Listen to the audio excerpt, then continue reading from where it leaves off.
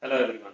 Yeah, good evening and welcome to this Facebook live program, and we are going to discuss about the good tips and tricks to maintain a balanced and a nice spine health during work from home, which most of us are facing nowadays. My name is Dr. Umesh and I am a consultant neurosurgeon and head of spine services at Aster Hospitals, Bangalore, and I have with me Dr. Yadhu. Hi, hello everyone. I'm Dr. Yadhu. I'm a consultant and neurosurgeon at Aster RV Hospital. So today we are here to discuss about one of the interesting topics. Well, yeah. So it's nearly 100 days since lockdown has been announced, and it is quite an unprecedented event, and it was quite unexpected that many people had not prepared for this kind of a long duration of work from home. And that is what probably this unpreparedness and because of this unexpected nature is that some of us probably might be facing some problems due to this prolonged work from home.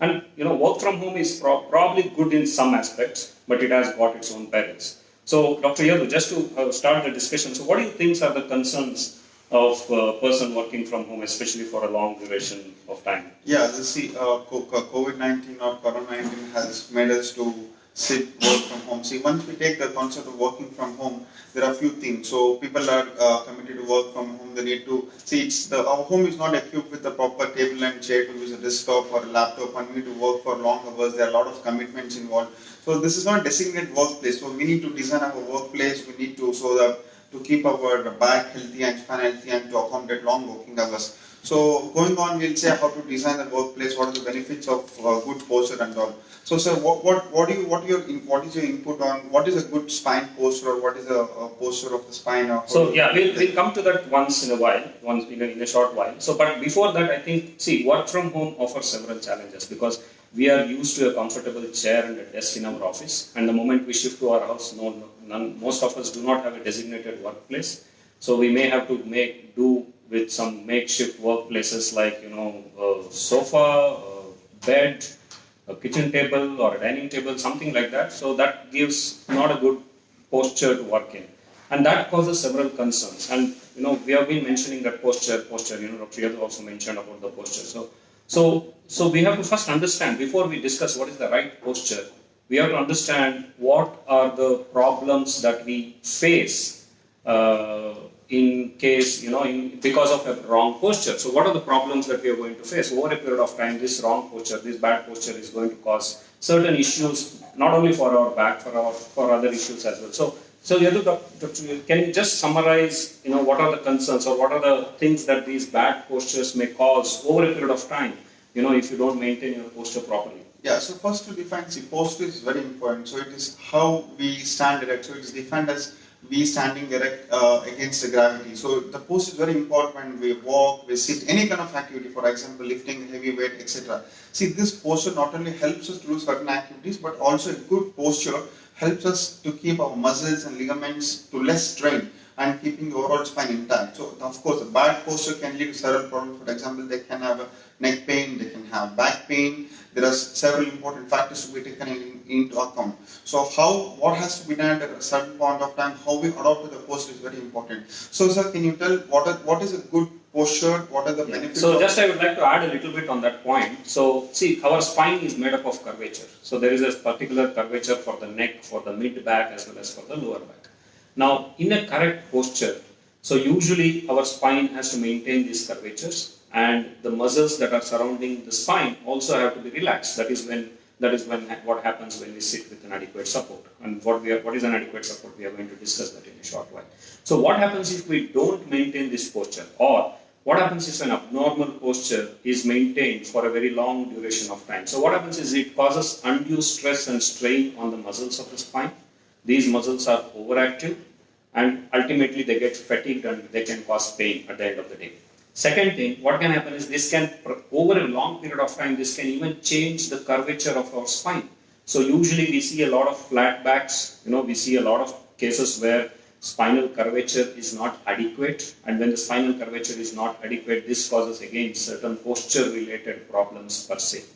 So if this wrong posture is continued for a long period of time, it can cause problems not only in the spine, but in other systems as well. And it has been well documented that the wrong posture for a prolonged period of time causes problems not only in the spine like back pain or a neck pain that we usually encounter, but it can also cause significant headaches, which are called usually cervicogenic headaches or posture related headaches, or they can cause digestive problems. They can have problems in breathing, not because of primary problems within the digestive system or a breathing system, but because of maintaining a bad posture per se. So this can lead to a lot of other issues as well in the other systems if you don't maintain a good posture.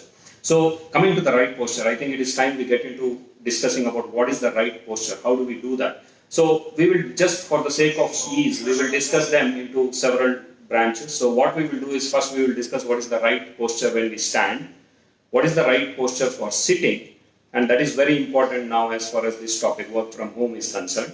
So in this sitting, again, we have to discuss about what is the right posture that we have to employ when we are sitting on a desk and a chair. What is the right posture when we are sitting on a bed and working? What is the right posture when we are sitting on a sofa without any table and working? So all these points we are going to come in a short while. So Dr. Yadhu, can you tell us what is the right posture for standing? So first of all, we should be comfortable. There should be adequate support.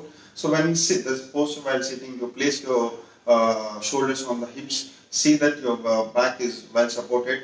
Your foot should be placed flat, or you can use a small bag of support so that your foot is just kept above the ground, and your neck should be well aligned with the chest. And whenever we are using other laptop or computer, your eyes should be at the level of your screen. And these are the few basic steps when we just sit at home. But from next we're going to be telling on how we'll have to make ourselves accommodating when we use a laptop, when we use a desktop, and what are the important things to be taken when we stand, and how should we go ahead, should we take a frequent breaks, how long can we work in a one stretch. So these are things. So sir, can you just let us know what are the important steps or important, how do we adopt to a workplace by using a laptop or a desktop, which is more better, sir? So see, if you want a direct answer between a laptop and a desktop, any day desktop is a better version because your keyboard as well as your screen are separated. So in that way, what we can do is our eyes can focus directly on the screen and our arms can be comfortably by the side of our body, so that it is not in an abnormal position. So it is useful for typing, so that there is a good eye. The screen is maintained at the same level as the eye, as well as we are easily working with a keyboard which is in front or at a comfortable level for our elbows and for our arms per se. So it is a best, but let us face the facts. Nowadays, most of us use laptops, so desktops are a thing that are mostly commonly available in office setups. But now everybody is working from home, and I'm sure that majority of them are using laptops for their work. And the problem with a laptop is that your screen and the keyboard cannot be distinguished. So if your screen, put your screen high enough to keep your level at the same level as the eye, your hands is going to be in a very uncomfortable position. Or if you keep the laptop too low as it is comfortable for the hands, you will have to bend your neck. So one position that we can easily adopt is to keep it midway. So for example, like if we are sitting on a sofa and if we are working, there is no table in front of us. So usually better we keep a pillow on our laps, and on top of that we can keep a laptop so that our arms are slightly flexed, not too much beyond 90 degrees, but that it becomes mandatory now.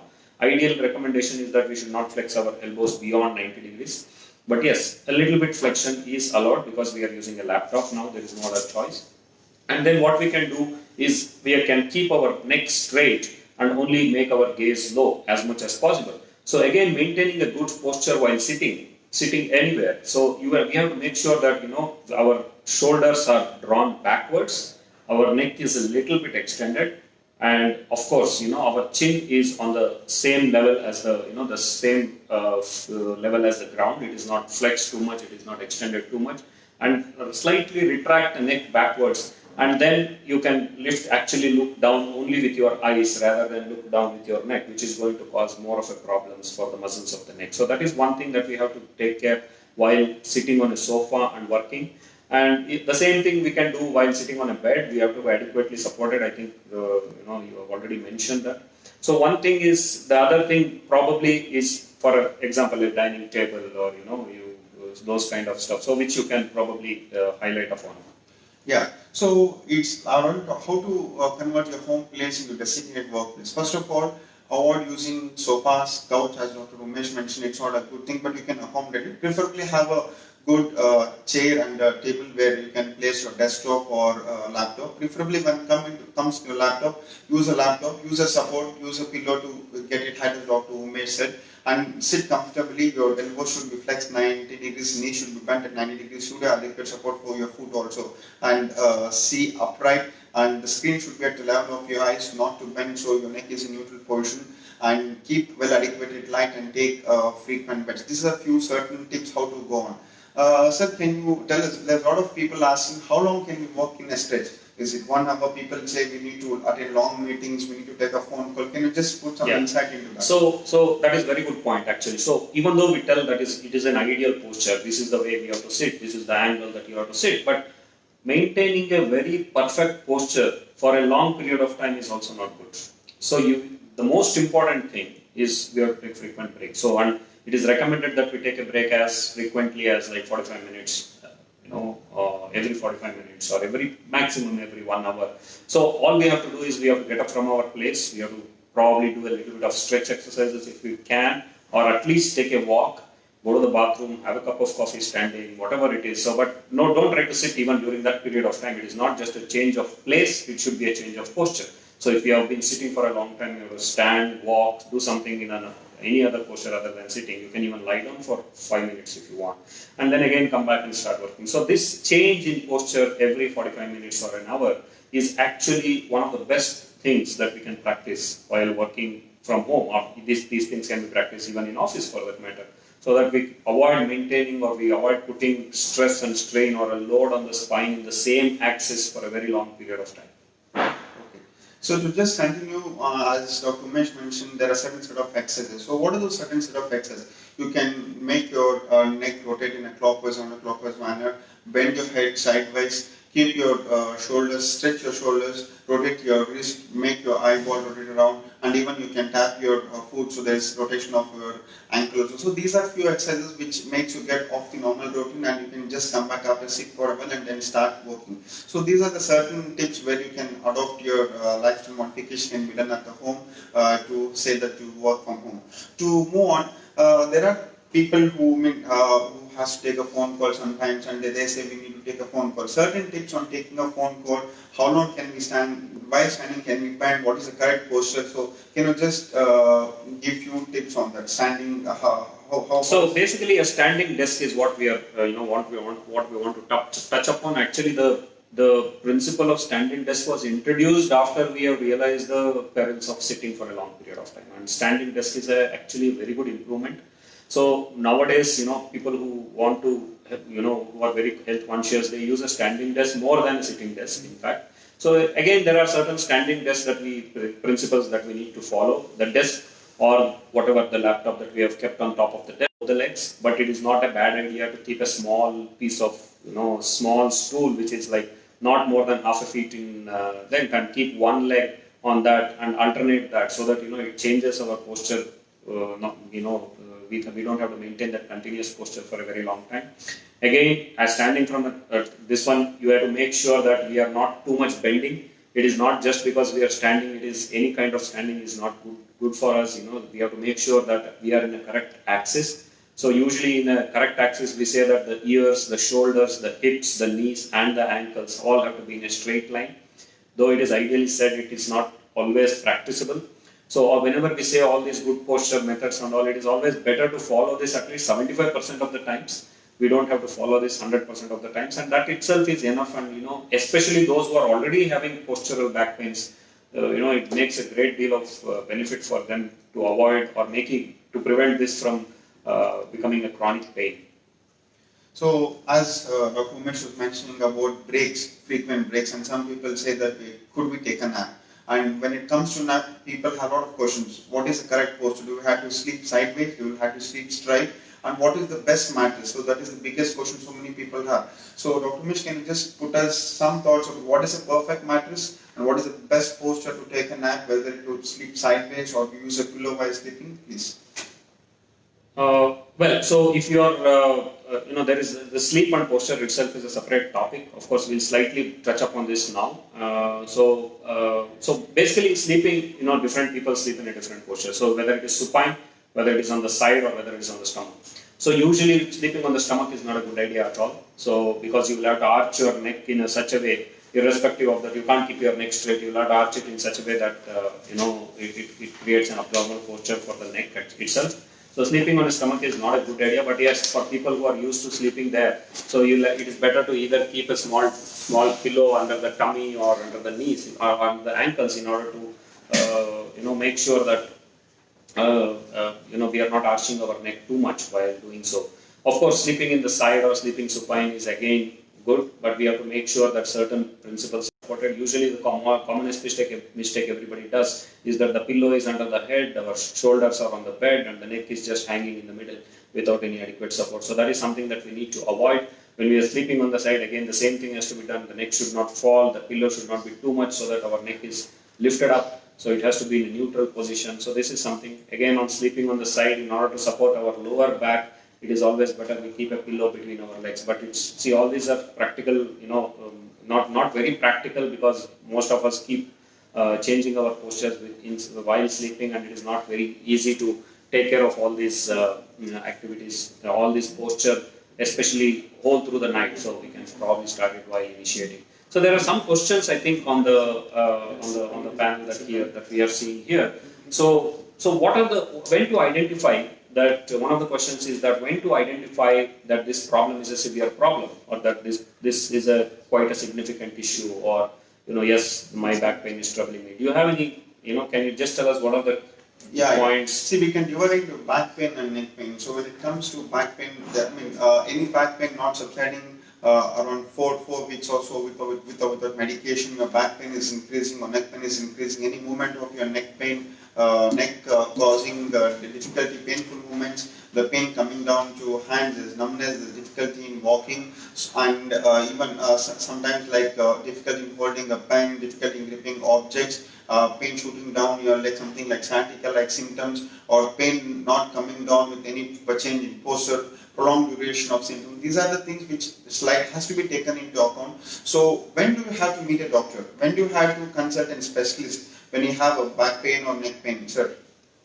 Yeah, so see, there are several, I'll just see the questions. So there are several, reasons or, warning signs that we should be always cautious about.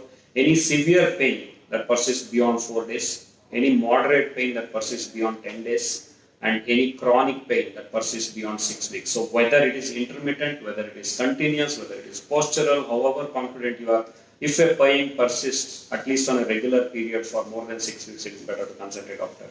If you have any associated symptoms, like say if you're in the older age group especially, or if you have any associated symptoms like pain is more while lying down, you have associated fever, the pain is worse even on taking rest, even after taking medication. So these are again instances where you need to consult a doctor. Of course, there are several more bigger warning signs. If you start developing a shooting or a radiating pain down your legs, if you have difficulty in walking, in case if you start developing numbness or weakness in any part of the legs or the hands or any part of the body, or if you start developing difficulty in passing urine or stools. So these are again red flags. In these cases, you should consult a doctor pretty much immediately.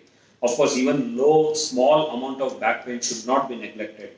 Even if you don't want to visit a hospital, we highly recommend that you see a physiotherapist at least, so that they can advise you what is the good posture. They can advise you what are the exercises that you can do, what are the modifications that you can do, so that this pain doesn't become chronic. So according to statistics, even despite optimal management, 5% of these back pains, so-called postural back pains, benign back pains, can become chronic. And these are the ones that are more difficult to treat because there is no underlying pathology, there is no surgery indicated, no kind of injections are going to help. But these people do tend to have chronic back pains because it has been neglected in the initial stages. So if you take adequate precautions in the initial stages of the back pain, I'm sure that most of these chronic back pains can be avoided. Of course, there are some questions again. So these are the common symptoms where you need to. Can you just open that and open your yes. So in the meantime, by the time we get the questions that have been asked on the Facebook, so can you just do one of the questions that I saw? Is what should one do if there is no designated work area at home? I think we have already covered that part. So I think you should make sure that you, as much as possible, you should make your work area as ergonomic as possible, as comfortable as possible.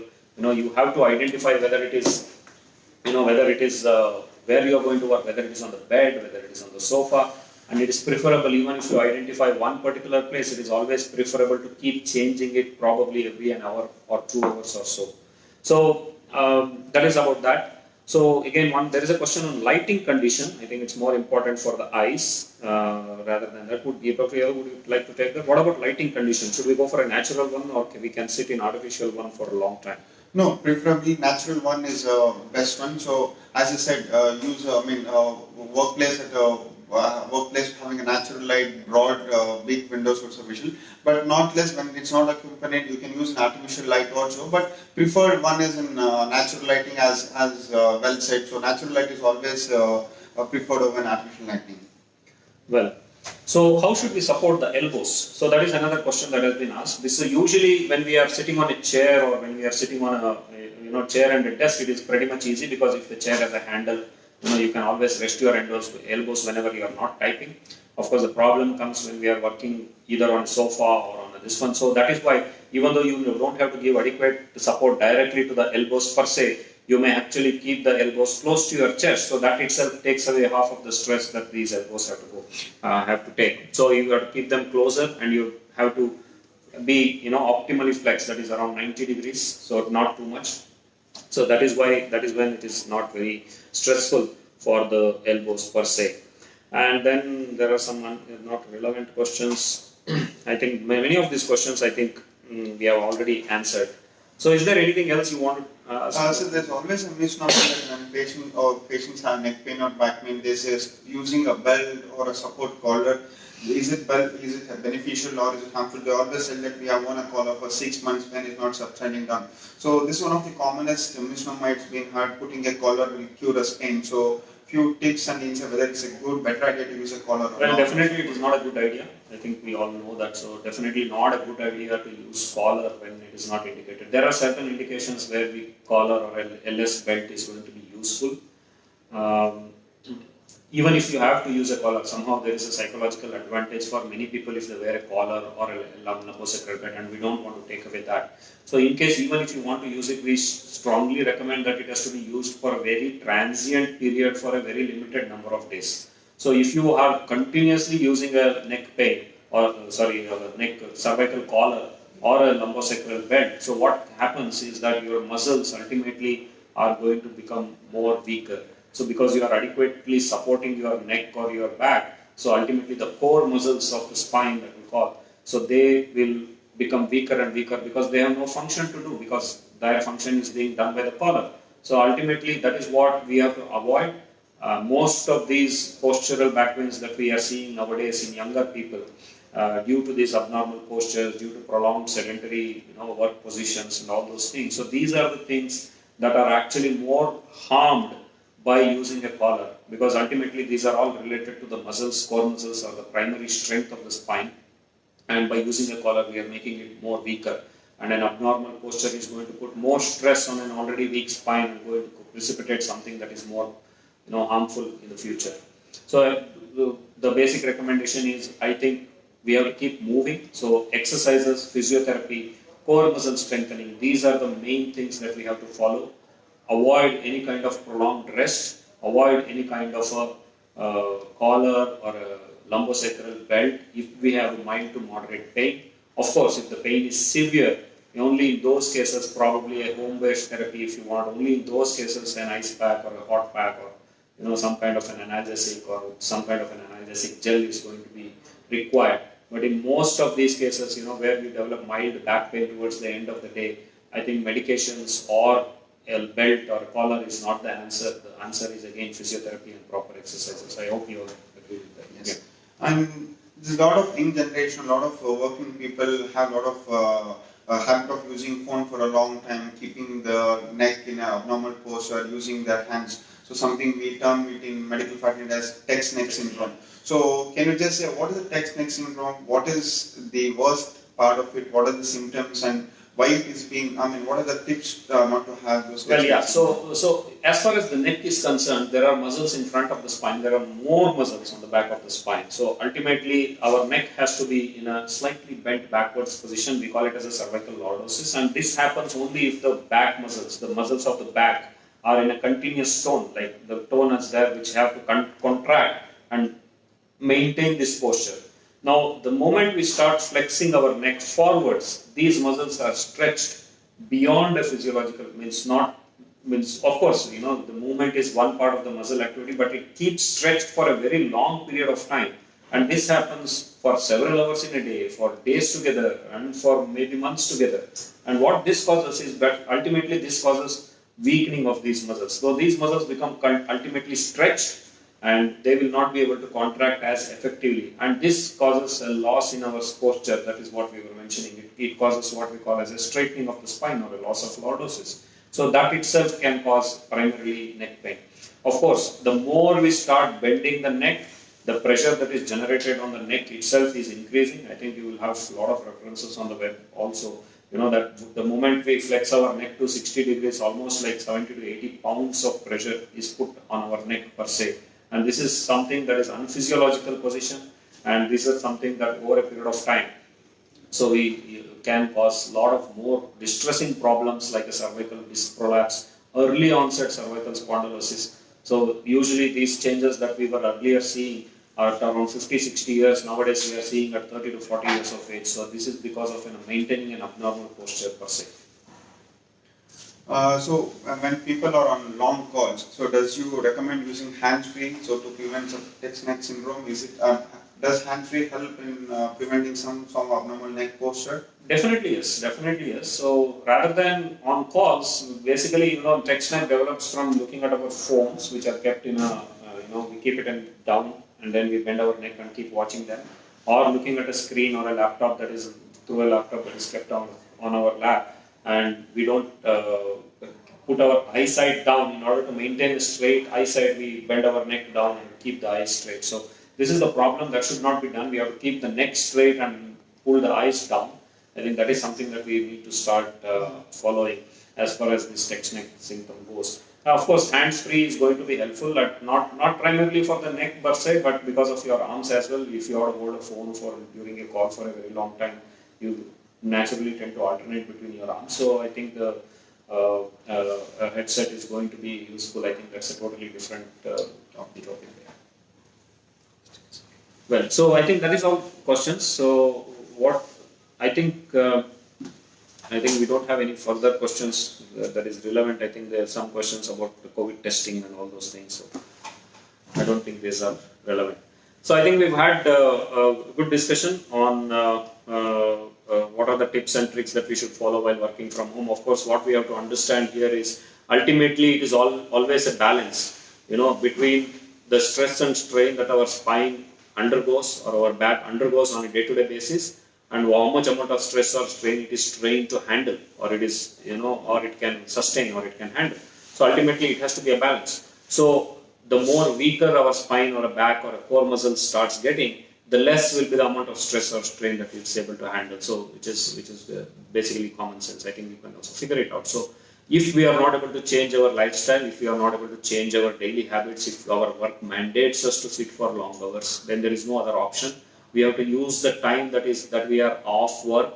During that time, we have to actually train our core muscles. We have to participate in several exercise programs, and then probably that is going to build up our inner core strength, the spinal core muscle strength, and that is going to make our spine sustainable, or probably able to withstand higher stress strains over a period of time. I think that is one of the basic messages that we would like to send across. So anything you would like to add? Yeah, so Dr. Umesh has nicely summarized right from how to take care of your back from home, how to organize your workplace, what are the red flags, when to see a doctor or when to see an expert. So these are certain things, and of course, yes, healthy spine is all you need during these tough times. I think that's enough. We don't have any further questions also. So I think any questions, this link will continue to be active at Aster Hospitals, Bangalore. So anyways, if you want to ask any questions, you can just drop in those questions on the page that is going to be there. So YouTube link for this particular thread is going to be shared in the Aster Hospital's YouTube channel as well over a period of time. So if you just want to brush up on any particular topic that we have discussed or show it to any of your colleagues, that also will be a good idea. So anyways, thank you very much.